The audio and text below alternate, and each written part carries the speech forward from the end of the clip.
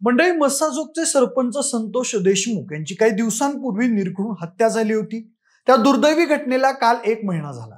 दरम्यान हत्याकांडाबद्दल सध्या एक आरोपी सोडून इतर सर्व आरोपी हे तुरुंगात असून सध्या सर्व तपास यंत्रणा या हत्याकांडाचा कसून तपास करत असल्याचं समजतंय।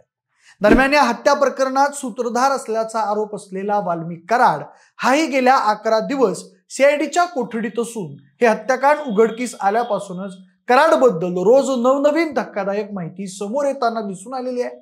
शिवाय भाजप आमदार सुरेश धस यांनी हत्या प्रकरणानंतर वाल्मिक कराड याच्यावर कठोर टीका करून वेळोवेळी त्याच्यावर गंभीर आरोप केलेले आहेत। मंडळी, संतोष देशमुख यांना न्याय मिळावा यासाठी मराठा आरक्षण आंदोलक मनोज जरांगे पाटील आणि सुरेश धस सध्या राज्यातील वेगवेगळ्या शहरात मोर्चा काढत सरकारवर दबाव बनवत आहेत।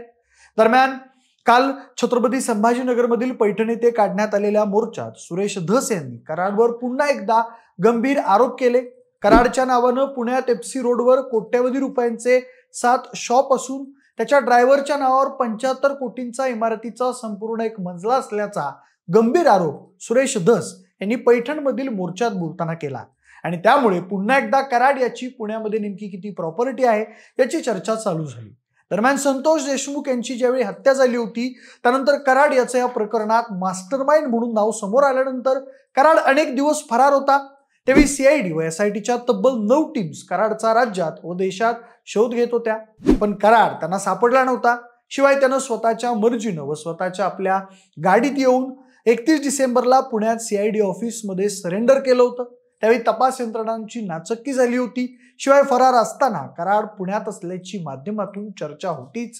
त्यामुळे कराडची एकीकडे पुण्यामध्ये शेकडो कोटींची प्रॉपर्टी आहे तर दुसरीकडे सगळ्या तपास यंत्रणा मागे लागलेल्या असताना तो पुण्यामध्ये सुरक्षित राहू शकतो। यामुळे एकंदरीतच कराडचं नेमकं पुणे कनेक्शन किती डेंजर असेल याबद्दलही सध्या माध्यमांमध्ये चर्चा चालू असून या सगळ्याच गोष्टींबद्दल आपण आजच्या या व्हिडिओमध्ये चर्चा करणार आहोत।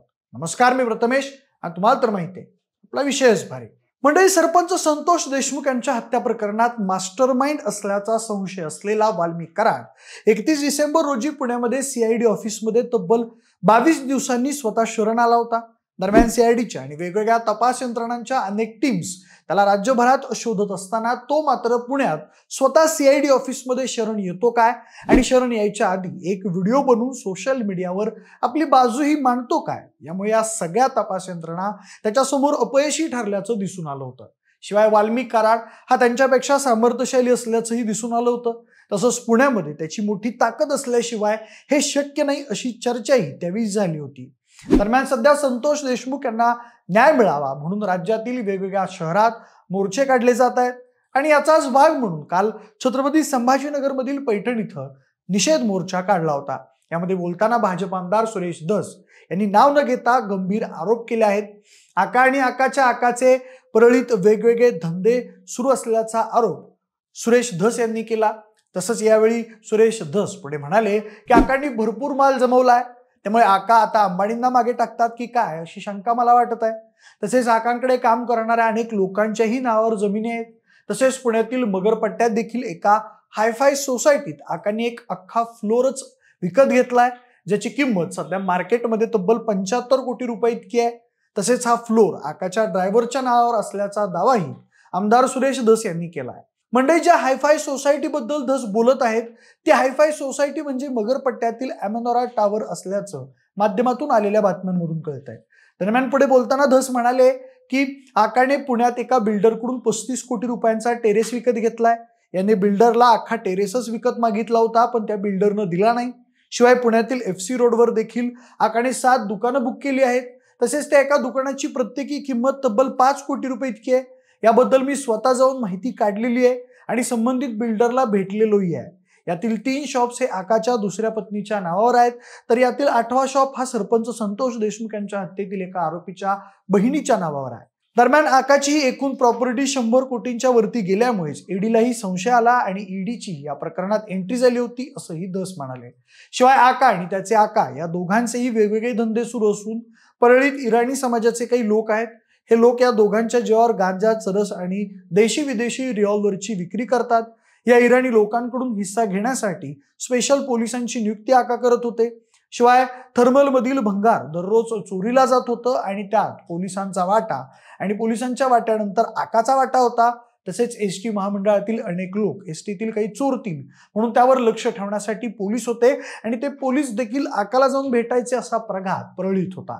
शिवाय अनेकांवर खोट्या अॅट्रॉसिटीच्या तक्रारी करायच्या, त्याचं चारित्रहरण करायचं असंही चालू होतं. करुणा शर्मा यांच्या गाडीतही एका पोलिसानं बंदूक ठेवली होती, त्याच्याबरोबर आणखी 2 जण होते.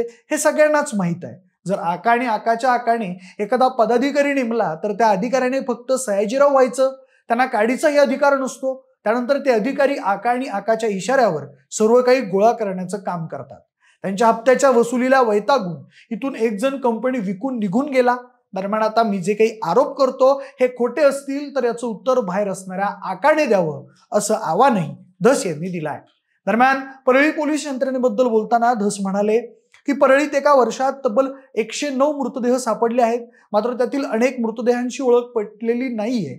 या सगळ्या गुन्ह्यांची उकल करणं हे पोलिसांचं काम असताना जर पोलीस दलातील कर्मचारी आका आणि आकाच्या आकांचं ऐकून काम करत असतील तर मी राज्याच्या मुख्यमंत्र्यांना विनंती करणार आहे की टीव्ही चॅनल्सच्या मालिकेतील सीआयडीतील पोलीस आणि सावधान इंडिया मालिकेतील पोलिसांची नियुक्ती परळीला करावी अशी घणाघाती टीका करताना धस यांनी आका हा 100% 302चा आरोपी आहे असा आरोप केला. दरम्यान धस यांच्या कालच्या या आरोपांनंतर सगळीकडेच एकच खळबळ उडाली असून कराड याची पुण्यामध्ये नेमकी किती प्रॉपर्टी असेल याचीच सध्या सगळीकडे चर्चा झालेली दिसून येत आहे. शिवाय ज्यावेळी कराड फरार होता त्यावेळी सगळ्या तपास यंत्रणांनी अनेक टीम्स बनवून सुद्धा त्याचा शोध घेऊ शकल्या नव्हत्या, पण कराड मात्र पुण्यात सुरक्षित होता. शिवाय स्वतःच्याच गाडीतून तो स्वतःच सीआयडीच्या ऑफिसमध्ये सरेंडर झाला. यावरून त्याची पुण्यात किती ताकद आहे अशी ही चर्चा दिसून येत आहे. मंडळी, तुम्हाला काय वाटतं? शेकडो कोटींची मालमत्ता आणि स्वतःचं मजबूत असं स्ट्रॉंग नेटवर्क वाल्मिक कराडने पुण्यामध्ये बनवलं होतं का? तुमची मतं मला कमेंट बॉक्समध्ये नक्की सांगा. जर हा व्हिडिओ आवडला असेल तर लाईक आणि शेअर करा. सोबतच आपल्या विशेष बारी या YouTube चॅनलला देखील सबस्क्राईब करायला अजिबात विसरू नका. धन्यवाद.